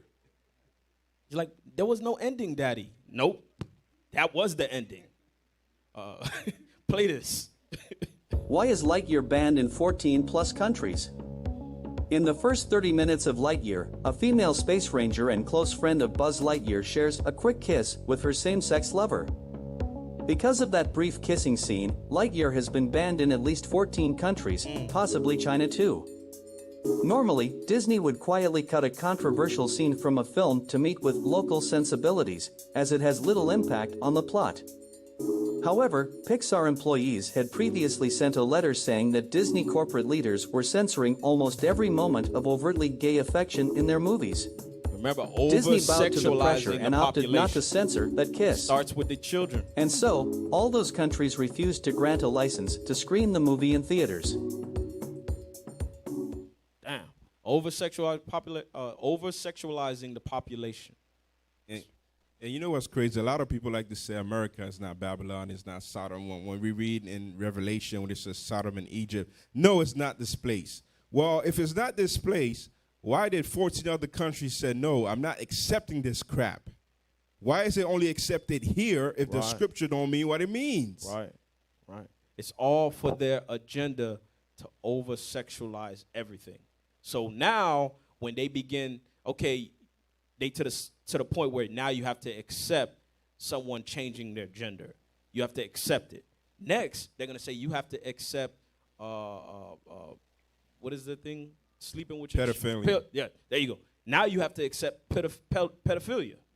Now you have to accept bestiality. Now you have to accept me marrying items. If I want to marry my garbage, I can do it. You have to accept it. These are the methods that they're beginning to put on you, and then they're trying to ease it in until they just throw it all upon you. Over-section of population. That's how we know we are in that same time where Christ says, pay attention to the signs of the times. We are in the last days. Make your calling and election sure. Go give me the next one. The elementals, or whatever it's called. Remember, this was a couple years ago. Yes, this was a couple years ago. Read that. I just want the title. All right. We covered this already. Just to say, because they might say, oh, it's just one. It was just Lightyear. We're not really trying to indoctrinate your kids with LGBTQ+. We're not doing it. Watch this. Read that. How Eternals establishes the MCU's first gay superhero and same-sex couple in a movie. It's life-saving. You see, a couple years ago, they gave you the first gay superhero. Same-sex couple. In the movie, he has an actual husband. He's the husband, and his husband's the husband, too. You see that? And guess who they picked to be the first gay superhero? Jake. Show you who they targeting. Next one. Give me the next one. We're going to run through these. Just so we could prove our point. This is war. This is spiritual warfare with wickedness in high places. Evil wickedness in high places. Yep, read that one.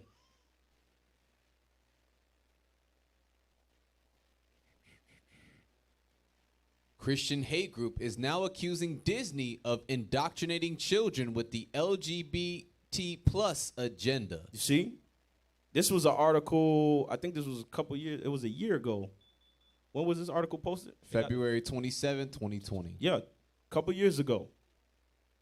This is something that's being brought to all attention. And we can't let it slip us by. We have to understand that the war that we are in. And then I was looking this up. While I was looking this up, it hit me with cartoons I didn't even know. It's like now you gotta be eyes up on this stuff. I've been telling my wife for the past couple months now, you can't sit your children down in front of the television anymore. If you don't have watch and read on, if you don't got IUIC TV, your eyes better be up. You better be paying attention, because in the blink of an eye, Santa Claus will run across the screen. In the blink of an eye, you'll see a brother kiss another brother on a cartoon show.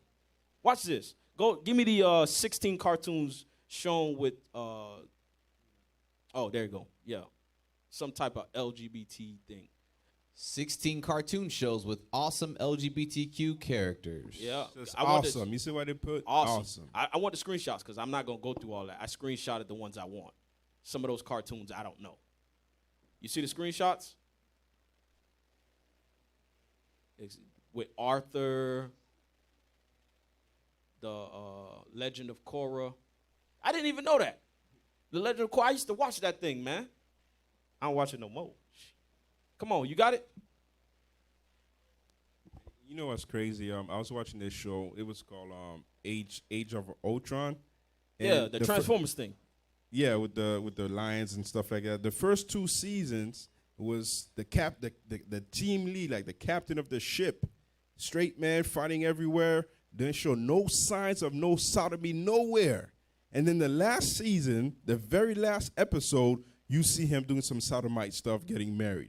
I'm like, what the hell is this? They got to squeeze it in there. They just threw it in there so you could accept it. Yeah. I just sent it. I resent it to you. Give me the screenshots. It's like 3 of them. Yeah, watch this. Read that. Arthur. Yeah, y'all didn't even know it, huh? Right under your noses. I never used to watch Arthur, but I used to switch the channel all the time. I used to see that thing there. I ain't watching it. Go ahead. Watch it. Read that. The premiere episode of Arthur's 22nd season, entitled Mr. Ratburn and the Special Someone, revealed that everyone's favorite teacher, Cake Fiend, Mr. Ratburn, is openly gay. See that? In the cartoon. Why would you put this in cartoons? Come on, man. Give me the next one. What's the purpose of you putting this in cartoons? Read that. The Loud House. I never seen this.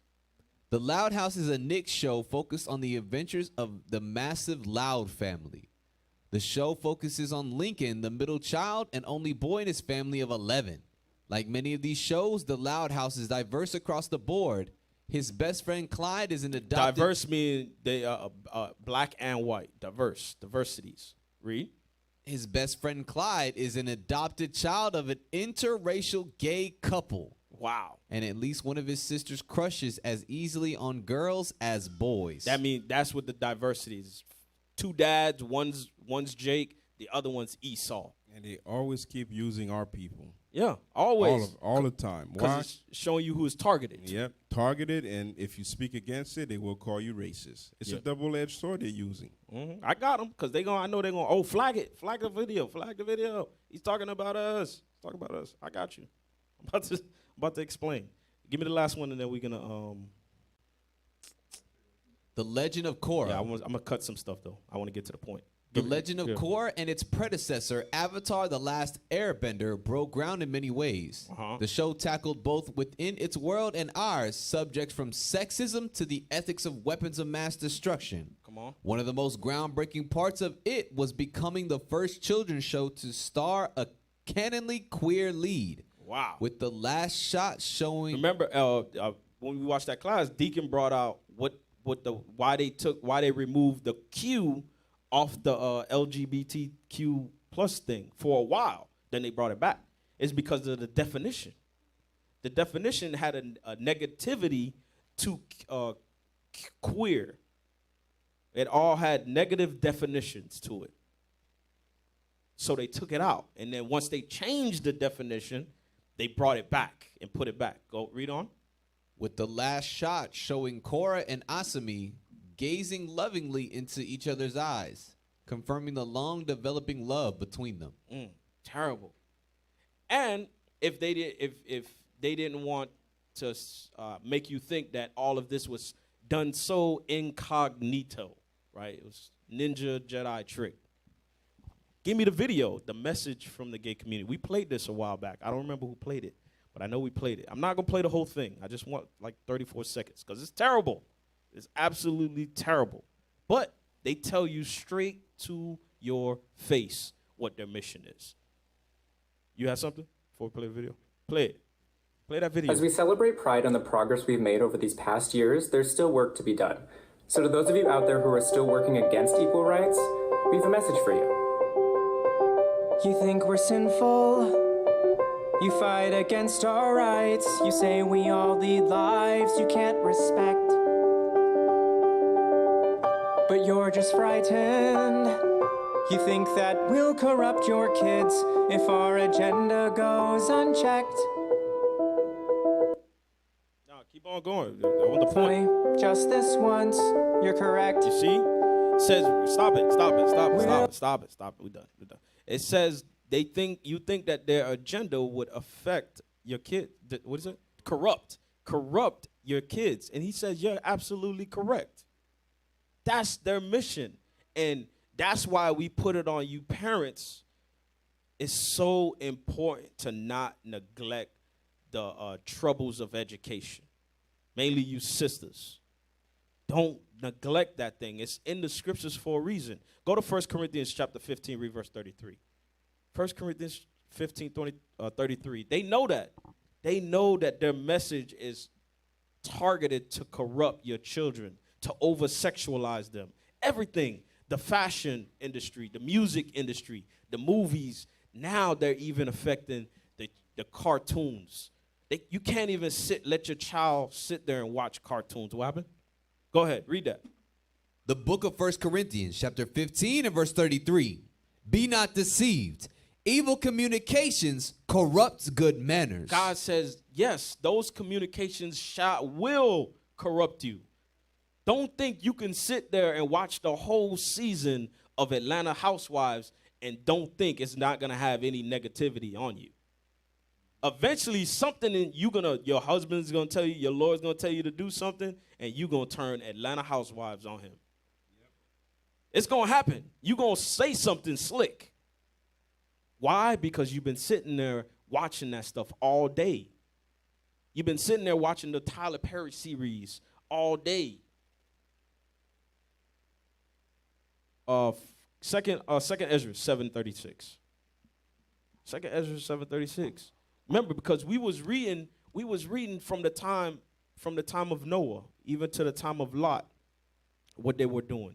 They were attempting to save our people from those states. Why? Because remember, we're supposed to learn from this thing. We're supposed to learn from the past and what our forefathers went through, so we don't make those same mistakes. That's what the Lord said. Don't do after what your forefathers done. So that's why Abraham said this. So this ain't no personal attack on the LGBTQ community. No, this is actually love. You just don't know it. This is love. Watch what God said to Ezra about our forefather Abraham. Read that. The book of 2 Ezra, chapter 7, verse 36. Come on. Then said I, Abraham prayed first for the Sodomites. He did what? Abraham prayed first for the Sodomites. Didn't Abraham stand in front of the Lord and said, Lord, please don't destroy Sodom and Gomorrah? What if I find 50 righteous? What if I find 40? What about 30, Lord? What about 20? How about 10? Didn't Abraham do that? Abraham didn't say, all right, Lord, shit, they all LGBTQ plus anyway. Go ahead, rain fire. Abraham didn't say that. Abraham said he prayed for them. Read it again. This ain't hate. You can flag the video all you want. This is not hate. This is love. That's what that is. Why? Because you are in an unprofitable lifestyle. It's unprofitable to you because it's the way of death. Read. Then said I, Abraham prayed first for the Sodomites. Uh-huh. And Moses for the fathers that sinned in the wilderness. And Moses prayed for the fathers that sinned in the wilderness when they was partying, when they was turning up, when they woke up to play and committed all the fornication, when they fell into the midst of their lust. Our forefathers prayed for them. That's what the scriptures say. Luke 17:26. Luke chapter 17, read verse 26. The book of Luke, chapter 17 and verse 26. And as it was in the days of Noah, so shall it also be in the days of the Son of Man. It says it's going to be the same way. The same things that they were doing, the same wickedness that was going on back then, God says it's going to be the same way now. The people are going to be eating. The people are going to be drinking. People are going to be partying, marriage, giving into marriage, committing adultery, fornication. The darkness in this place is going to increase. And those are going to be the signs that we need to get ourselves together before Christ get here. And you know what's crazy about that? If you can't see those signs, it's because what they said, how they're going to infiltrate your mind, it worked. Right. If you don't feel vexed when you see that kind of stuff, you just watch TV. You say, oh, the Minions, they're showing their behind. Oh, Cora, they're kissing a girl. That's nothing. It's just a cartoon. No, it's not just a cartoon. They put that stuff out there for you to fall under. I was thinking about it last night, right, or sometime this week. I was like, man, when I was younger, I used to watch Martin. And when he dressed up as Shanae, I laughed. Yeah, you did. Yeah, I laughed. It was nothing. It was a joke. And then it moved on to Tyler Perry. I'm like, wait a minute. This man is like, that's all he does. That's his number one character. Yeah. Martin was halfway stepping, man, and then he jumps down to Shanae. There was easing it on you. Right. Bringing it slowly, bit by bit. Right. Imagine if your mind didn't catch that, I'd be like, oh, Martin, okay, I saw that before. Shanae, I saw, Tyler Perry, same thing. Oh, I saw this before. It's nothing. It's nothing. It's just a joke. It's a character. They acting. Mm-hmm. Your mind is already like. They got you. They got you. They got you. The evilness in high places have gotten you. You've lost that war. Read on. They did eat. They drank. They married wives. They were given in marriage until the day that Noah entered into the ark, and the flood came and destroyed them all. Read. Likewise also, as it was in the days of Lot, they did eat. They drank. They bought. The same thing. The evils was increasing until it came up to the Lord, until it touched the heavens. And the Lord heard it. The report came back. Hey, Lord, everybody in Sodom and Gomorrah, man, they wicked. They evil, man. And you know what's crazy? Because it gave you two different era. It said Noah, and then it gave Lot. Lot, we read about it, what they were doing. All kind of the people who kept beating on that door saying, where these two men at? Yeah, where they at? Yeah. We want to know them. And then you got Noah time where they were drinking, partying, giving into marriage. We see this stuff right now. Like, we see it happening where people that just go on living life thinking it's YOLO. Let me just do what I want. Let's increase the sodomy stuff. Nothing's going to happen. Oh, snap, there's a war. There's a war in Ukraine. Not worried. Nah, it's a rumor of war. Nah, I'm good. The NFL season just started. Right. I'm not worried about that. Yeah, it's NFL season. It's NFL season. What you betting on? Yeah, Bucks. I don't know. That's the whole thing. That's the whole plot for this nation, to distract you with those things while they indoctrinate you with what they want to indoctrinate. All the wickedness and the things that they believe in. Read on. They bought. They sold. They planted. Come on. They builded. Read. But the same day that Lot went out of Sodom, it rained fire and brimstone from heaven and destroyed them all. And God says it destroyed them all. And what we supposed to do? We supposed to, the things that were written for a time was written for. We supposed to learn from it. Learn to notice those signs. Learn to pay attention to the signs. Go to... I want to Exodus. Go to Sirach 16:8. Sirach chapter 16, verse 8. The book of Sirach, chapter 16 and verse 8. Neither spared he the place where Lot sojourned. Come on. But abhorred them for their pride. For what? For their pride. So God said he abhorred the spirit that was in Lot because they had a prideful spirit. In that pride month, they call it Pride Month, a Pride March or whatever it is. It's a prideful people. People that understand, because a lot of them understand what they doing ain't right. Go to Romans 1. Go to Romans 1. They understand it. They know they ain't right. That's why they got to come up with a new Bible. They call it the gay Bible. And then, the gay is the new black. We've been oppressed just like slaves was being oppressed. Now, let it be the new red. Take the black out of there. All this stuff, that's the pride that they put into it. God says he abhorred the spirit that was in Sodom and Gomorrah for that pride. Read. The book of Romans. You know what I want, right? I don't yes, gotta sir. get, okay, all yes, praises. sir. The book of Romans, chapter 1 and verse 25. Who changed the truth of God into a lie? Come on. And worshiped and served the creature more than the creator, who is blessed forever. Amen. For this cause, God gave them up to vile affection. God gave us up to vile affection because we followed the ways of the heathens. We did the acts of the Egyptians. We did the acts of the sons of men. We did the acts of Sodom and Gomorrah, the acts of the Assyrians, the Romans, the Grecians, and even modern day Babylon, Edom, Idumea. We still doing it. We still falling in the midst of those evil acts, committing all those abominations, falling into our lusts, and getting prepared to burn in your lusts. That's how you're going to burn in your lusts. Read. For even their women did change the natural use into that which is against nature. Changing their sex, changing their gender. Hold on. I got an article. I want to read it. I want to just show it. I'm not going to read it because we don't got that much time. I wasn't going to use it, but I want to use it now. Hold on. Let me send it to you. You know what's crazy? It says how they burn in their lust. It's the same thing when you read about Sodom. When the men was outside Lot's house, they were burning. That's their lust. The lust was so strong that they got blinded. They said, "Where the door at?" Like I gotta find the doorknob. Yep. They were burning in their lust and then burned in their lust. They were burning and then they burned for real. Pull that article, man. Read what you had again, officer. Read what you had again.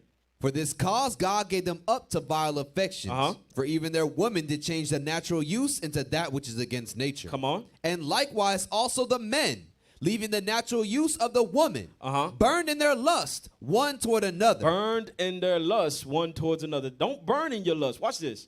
Give me that article with Wade. Because I thought this brother was off our radar. But he seemed like he want to get back. He seemed like he want to be put back on the radar, man. Hey, pull that brother up, man. Pull that brother up. Read that. Dwayne Wade officially files to change name and gender of transgender daughter Zaya. You see that? The name part, whatever. You know, we all change our name. I got it. But it said change name and gender. How do you do that? Like, what is that? What is going to happen? Like, the personal information on his driver's license is now going to say woman. His birth certificate is no longer going to say male. It's going to say woman. Hey, man, y'all single brothers better be careful, man. Hey, you know what was crazy? Back in the day, right, if you saw somebody in the street talking about something, acting like a chicken, you're going to be like, that person crazy. Because clearly you're a human being, right? Yeah. Now you got a man walking around talking about, I'm a woman, and you're supposed to just say, oh, okay, no problem. That's you crazy. got a woman talking about, I'm a man. You say, oh, okay, no problem. I see you're a man. You got a beard. You got everything for a man. Obvious. It's obvious. Just like there was a interview that what's the vice president? What's her name? Kamala Harris. Yeah. When she walked up to do her little announcement in front of, I forgot where she was, but she had to go up there. The first thing she said was, "I am a woman. My gender thing is woman this and woman that." She had to basically tell the men that she was speaking to that she was a woman. I couldn't tell. Like, right. How could we not tell? You got to now announce what gender you are. That's where we at as a people. Go back. Where was I? I don't want the article. Where was I? Leviticus? No, Exodus. Ecclesiastes, Sirach 16. Read it again. The book of Sirach. No, I was in Romans. Sorry, Yes, Romans. sir. The book of Romans, chapter 1 and verse 27. And likewise also the men, leaving the natural use of the woman, burned in their lust one toward another. Men with men, working that which is unseemly, and receiving in themselves that recompense of their error which was meet. And even as they did not like to retain God in their knowledge. Where I'm at, Romans what? We're at verse Oh, Romans 28. Yes, sir. Read verse 29. Jump down to 29. Verse 29. Being filled with all unrighteousness, fornication, wickedness. This is that spirit, the same spirit that was in Sodom, the same spirit that's here in America. You understand? Read. Covetousness, maliciousness, full of envy, murder, debate, deceit, malignity. These spirits that are in these people that join to that lifestyle, they are some of the hardest people to talk to. And it's all because of the multitude of spirits that's in them, that's in that lifestyle that bring you to it, because they think once they get into that type of lifestyle, falling and giving into their lust, that it will bring some type of satisfaction.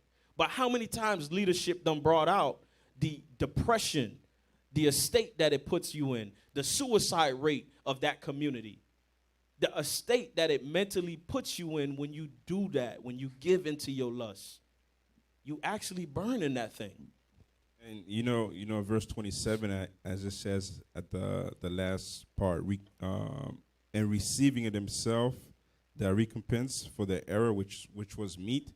Y'all know about monkeypox, right? Y'all hear about it now. If you look into it, it tells you who's getting it the most, who's spreading it around. Right. But you know why they're not going to push that out there in the news? Because if you push it out there, that will mean there's a problem with LGBTQ. Yeah. They're not going to push it out there. They're just going to say, nah, just watch out how you get it. But the number one people who's getting it are sodomites. Yep. Right. Jump down to 32. Verse 32. Who knowing the judgment of God. Who what? Who knowing the judgment of God. God says this spirit knows the judgment of God. That's why they had to make the Bible, they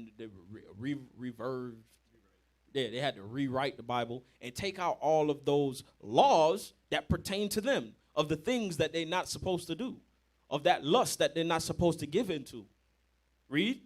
That they which commit such things are worthy of death. That are worthy of death. Because it's judgment. That's what we're doing. We're not condemning you. We're warning you and trying to save your life. Leviticus 19. I got it. I ain't finished it? Oh, finish it. Sorry. Finish that.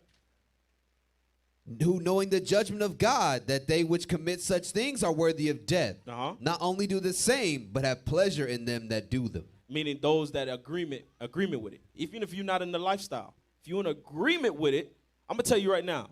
You know the ways that you could be in agreement with it? If it doesn't vex you like it vexed a lot. You are in agreement with it. If you got no problem sitting there and watching homosexual acts, watching girl on girl and pedophilia and all that craziness that they're pushing in the media, that they're pushing in these movies, that they're pushing in these TV shows, these reality series, if you can sit there and watch that stuff, you are in full agreement with it. Because you're not vexed like your father's was. It's not riling up your spirit enough where you can go and say, who's going to stand for the Lord against the workers of iniquity? It's not making you stand up. You understand? What it says, women that are at ease, it's not raising you up because you are in agreement with it. Now, give me Leviticus 19:17 real quick. This ain't no personal attack. So you could ban the video, you could flag the video, you could do whatever you want. This ain't no personal attack. This is love. Read that real quick. The book of Leviticus, chapter 19 and verse 17. I'm almost done. Thou shalt not hate thy brother in thine heart. Read. Thou shalt in any wise rebuke thy neighbor, and not suffer sin upon him. Correct. He says correct your neighbors. Because that's who we talking to. We're not talking to the heathens that's in that lifestyle. Y'all do whatever y'all want. We're not worried about y'all. We trying to get ourselves right. You blacks, Hispanics, and Native Americans. You Israelites. We talking to you. That lifestyle ain't for you. Being over-sexualized in this community, in this society, is not for you. Stay off that stuff. It's defiling your mind. It's corrupting you. That's what the scriptures say. We talking to you. We dealing with our people first. 1 Corinthians 4, read verse 3. 1 Thessalonians 4, read verse 3. Yes, sir. Read that real quick. The book of 1 Thessalonians, chapter 4, verse 3. For this is the will of God, even your sanctification, that ye should abstain from fornication. Abstain from fornication, read. That every one of you should know how to possess his vessel in sanctification and honor. Sanctification is to cleanse yourself. Sitting there and watching all that crazy mess, watching all it, like, I'm telling y'all right now, y'all should, from this day forward, bro, y'all should forsake Disney. Anything that has to do with Disney, just forsake it. I'm telling you. Because they have a plot against you. A plot. For real. And it's a lot others that I don't know of, but it's a lot others. To learn how to cleanse yourself in sanctification. Read. Not in the lust of concupiscence. Give me the definition of concupiscence real quick.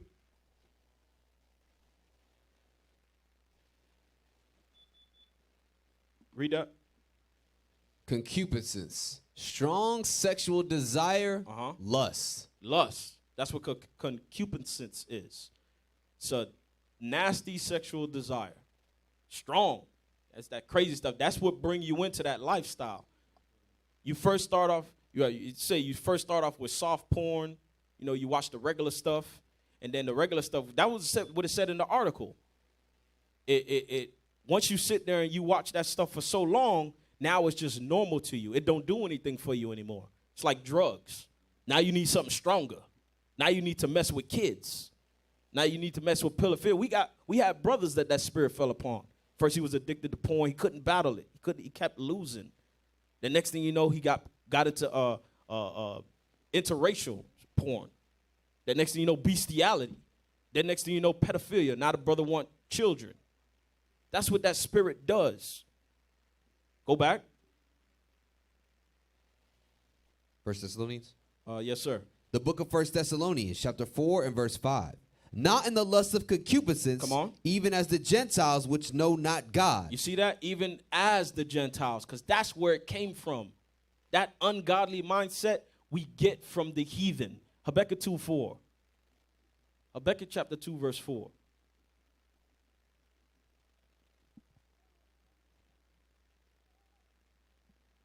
Book of Habakkuk, chapter 2 and verse 4. Behold, his soul which is lifted up is not upright in him. You see that? God said his soul ain't right. Something wrong with him. Something is wrong with him, man. Hebrews 12:13. His soul ain't right, and we sit there and we ask this man to entertain us. Entertain us. Put one of your movies on. And it's a whole bunch of evil in it, man. Whole bunch of evil. Hebrews 12, read verse 13. The book of Hebrews, chapter 12 and verse 13. And make straight paths for your feet. Let that which is lame be turned out of the way, but let it rather be healed. Follow peace with all men and holiness, without which no man shall see the Lord. So that's how you know we ain't preaching no hate. This ain't no hate. We don't hate no LGBT community. We don't hate our brothers that's in that lifestyle. We hate the lifestyle that you are in, the sin. You understand? We ain't no hate group. Scriptures say be at peace with all men. That's why Abraham prayed for Sodom. Read it again. And make straight paths for your feet, lest that which is lame be turned out of the way, but let it rather be healed. Follow peace with all men and holiness. Come on. Without which and no man. Holiness, keeping the law. Keeping the law. Stand away from the abomination. Follow peace with all men and follow holiness. Read. Without which no man shall see the Lord. Come on. Looking diligently. Meaning without that holiness, you're not going to see the Lord. Read. Looking diligently, lest any man fail of the grace of God, lest any root of bitterness springing up trouble you. Come on. And thereby many be defiled. Read. Lest there be any fornicator. Any what? Any fornicator. Read. Or profane person as Esau. You see that? God says if you get in that mindset, if you separate yourself from the holiness of God, you don't keep the commandments. You see what a mind frame he said you were in? You're in the mind frame of the heathen. You're in the mindset of the main one, Esau at that, where his mindset, God said, is fornication and he's profane. He's profane. That's why you would see children stripping. That's what that is. It's stripping. You'll see children stripping. You'll see rappers, women rappers called strappers. That's what we call strappers. Strap music. The club, you no longer need to go to the strip club anymore. The strip club comes to you. It's on your television. And now you have to acknowledge those things like your fathers did and start to prepare yourself. Why? Because that time for Christ's return is coming. This nation is at a decay. It's falling away. It's fading away, and it's going out with a bang. And it's trying to take all you brothers and sisters with it. That's what it's doing. Finish that? Who for one morsel of meat sold his birthright. Yeah, that's it. I want to know that. Go to Genesis, last scripture. Give me Genesis chapter 5, read verse 16. Galatians, sorry. Galatians 5:16. It's my last scripture. The book of Galatians, chapter 5 and verse 16. Hold on, let me get there with you. Let me get there. Brothers are quick, man. All right, go ahead. The book of Galatians, chapter 5 and verse 16. This I say then, walk in the spirit, and ye shall not fulfill the lust of the flesh. Give me the spirit, John 6:63. Says, walk in the spirit, and you shall not fulfill your lust. If you walk in God's spirit, God promises you that you will not burn in your lust. Because that's what we see even in here, even in the body, in the nation of Israel, we see our brothers and sisters fall into their lusts, committing these same acts that our fathers warned us about. We see it. Read. The book of John, chapter 6, verse 63. It is the spirit that quickeneth. The flesh profiteth nothing. Read. The words that I speak unto you. Walk in the words that God spoke unto you. Read. They are spirit. Come on. And they are life. That's the spirit. Go back. Go back. That is the spirit. Read. The book of Galatians, chapter 5 and verse 16. This I say then, walk in the spirit, and ye shall not fulfill the lust of the flesh. For the flesh lusteth against the spirit, and the spirit against the flesh. Jump down to 19. Verse 19. Now the works of the flesh are manifest, which are these: adultery, fornication. These are the lust of the flesh. The things that are set upon the spirit, that Sodom and Gomorrah spirit, that fornication spirit, that over-sexualizing the community. That spirit is here, and it's with Satan himself. Edom, Idumea, Esau, that profane spirit, that fornication spirit. That spirit is at your job. It's at your school. It's teaching your children. It's pulling you over while you drive down the street. That spirit is here in your community, and it's trying to rub itself off on you. So you have to know that spirit in order to battle it. Read it again. Now the works of the flesh are manifest, which are these: come on, adultery, read, fornication, uncleanness, lasciviousness, evil. What is this? I forgot what it's like. Sexual, unusual sexual desires. It's crazy. Read. Idolatry, witchcraft, hatred, variance, emulations, wrath, strife, seditions, heresies, envyings, murders, drunkenness, revelings, and such like, of the which I tell you before, as I have also told you in time past, that they which do such things shall not inherit the kingdom of God. Those that fall to those lusts, the same thing, because we read this in Romans 1. That spirit carries these other spirits along with it. We read those same attributes in Romans 1. God says you have those spirits. You can't conquer that lust that's within inside of you. God says you can't make it into the kingdom of heaven. You're going to be right here in Babylon along with that same spirit that taught you to give in to your lust. And you're going to burn in your lust with him. You understand that? So with that, this has been my class. Officer Daniel, don't burn in your lust. All right. With that, I say shalom.